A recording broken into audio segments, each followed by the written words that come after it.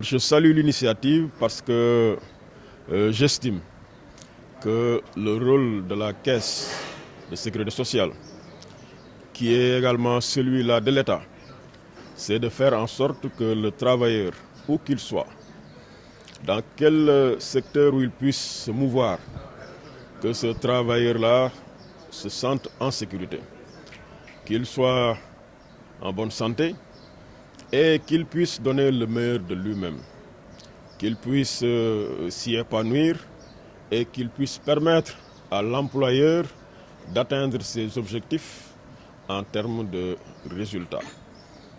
Alors ce genre d'exercice devrait permettre non seulement de renforcer ce souhait, mais surtout de faire en sorte qu'il y ait une harmonisation des bonnes pratiques à l'échelle nationale et que partout où l'on puisse être, véritablement que ces bonnes pratiques-là soient de mise. C'est d'abord une occasion de réunir l'ensemble des acteurs du secteur et surtout d'échanger de bonnes pratiques et de partager autour de l'essentiel.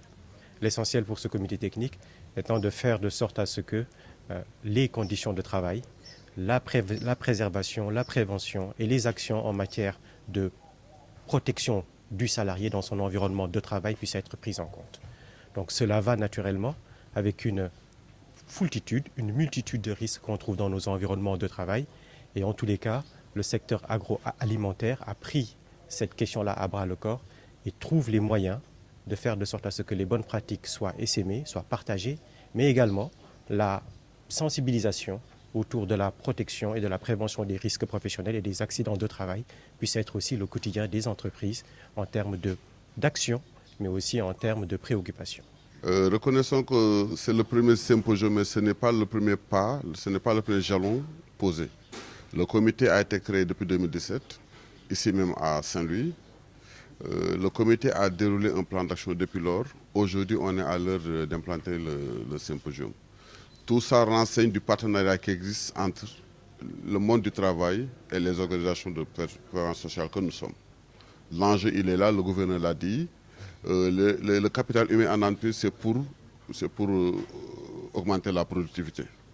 Malheureusement, il arrive que, par défaut de maîtrise, que nous soyons victimes d'accidents ou de maladies. Une fatalité qu'il faut qu'on apprenne à corriger.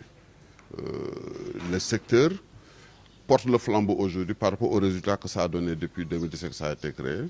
Aujourd'hui, nous nous retrouvons avec les acteurs. C'est pour partager les bonnes pratiques que nous avons dans nos secteurs. Ces bonnes pratiques auront un sens que lorsque elles auront créé de la valeur ajoutée pour que les entreprises soient davantage compétitives.